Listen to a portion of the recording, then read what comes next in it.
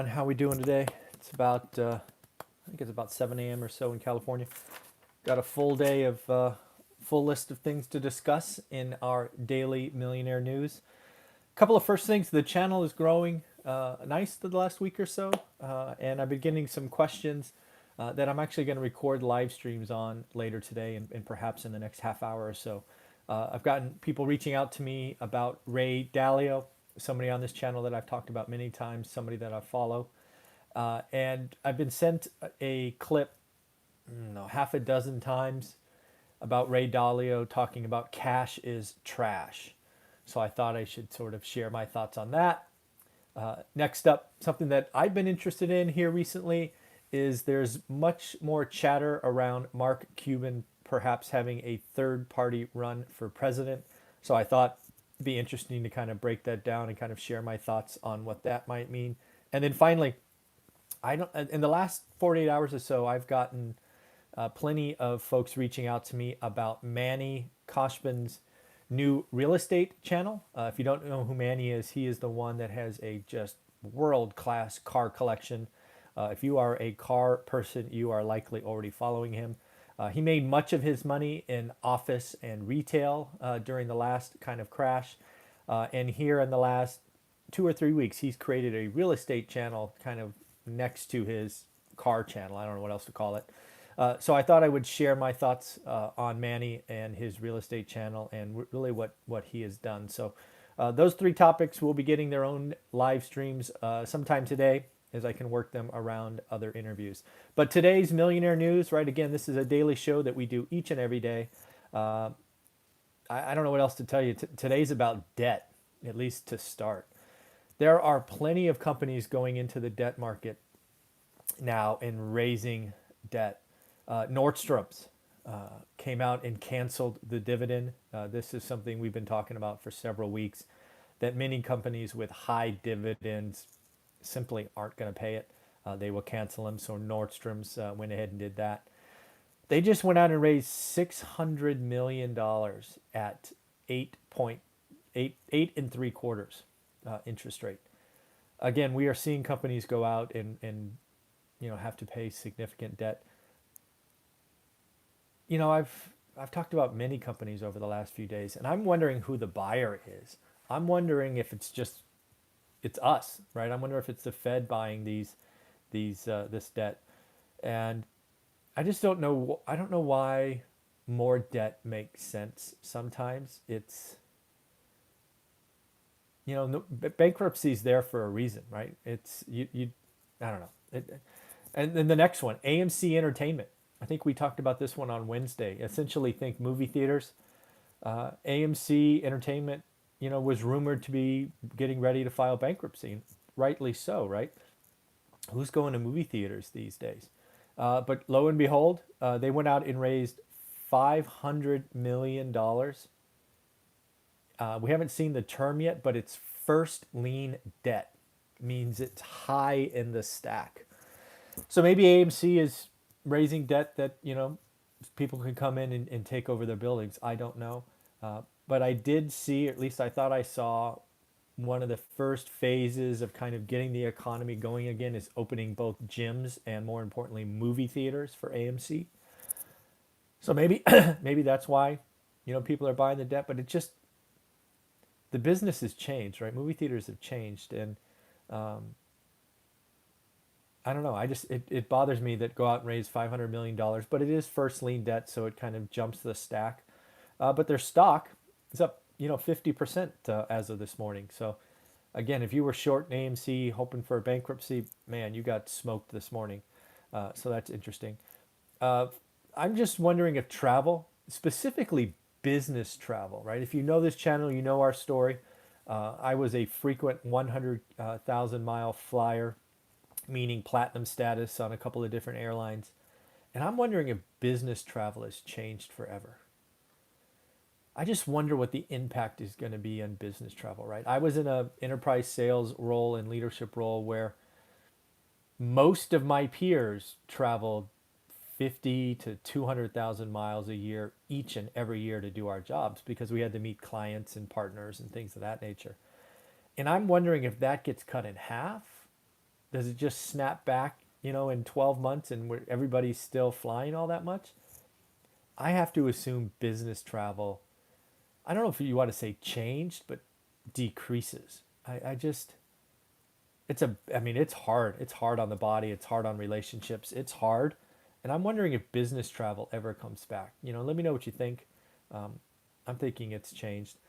And again, when does just travel come back? Look at that. No business travel. Yeah, see? It's crazy. Uh, Flying's down 95%. I don't know why we just don't ground the planes, other than cargo and emergency flights. I don't know. It seems to be a mistake. Most of these flights have to be losing money every time they take off. I don't get it. Lots of talk about depth and duration now. Um, yeah, very tough. Depth and duration. There's more and more talk about us not getting back to kind of any sense of normalcy until 2021. Latest to come out here is the New York Fed. And this really goes back to the stock market. There seems to be such a disconnect between the stock market and Main Street. Today, at least at the open, there was lots of hope and thought around the Gilead drug. But you got to remember, even though the news is encouraging and I want to believe it works and I hope it does, it's still for the worst case scenarios, right? So it's um, it's only when you get in the hospital, only when you're on a ventilator, right? Very well down the stack of when you can apply this. It has to be applied via an IV, right? So it's not like you're taking this stuff at home. So you just got to remember where we're helping folks. Uh, China Q1 first quarter contracts 6.8%. First time in 40 years, China has contracted. Um,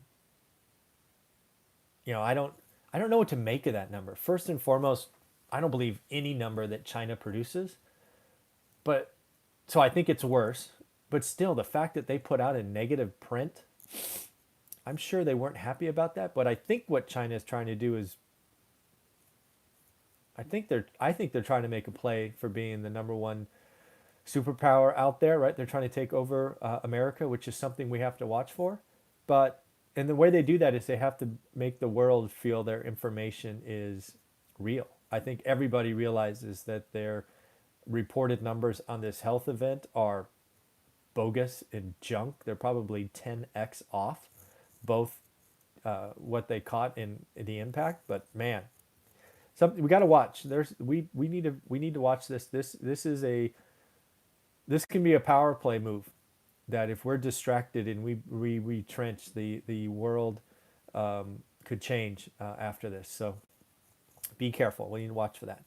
Again, Gilead, encouraging trial. Hope it works. You just got to remember it's the worst of the worst kind of, they're on a ventilator and it's like the last ditch effort. It only administered during an IV. So it's not something we could take at home. It's not preventative. It's not for most of us who just feel rotten.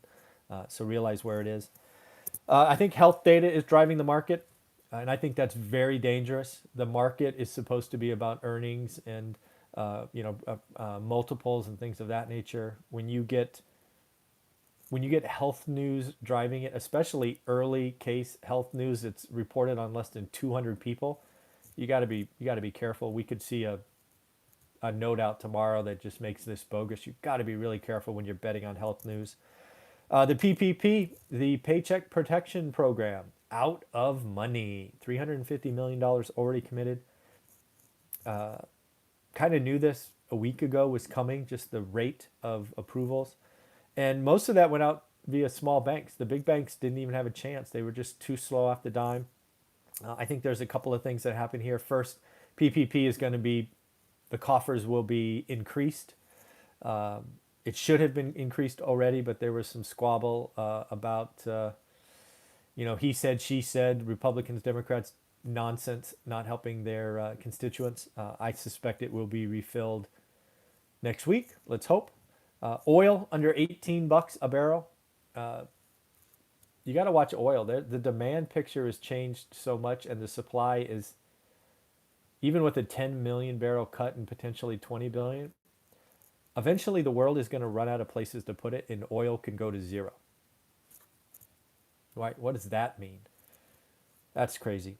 I don't know if you've seen this, but Amazon is, I think, suffering some public relations nightmares in their warehouses. There are talks of walkouts in use of personal days on April 24th. That if that picks up steam and actually occurs, that could be interesting. An Amazon walkout, even in one of their warehouses, if let alone others, that could disturb American economy, right? People getting goods and things of that nature. So, I would certainly hope that wiser minds prevail and whatever the squabble is about gets addressed. This is not the time to hold the American people hostage and alike. So hopefully something happens there. I did see Boeing is starting the ramp up of their wide body planes, at least at some level. They got to get the productions going again. Supposed to be starting May 1st. Um,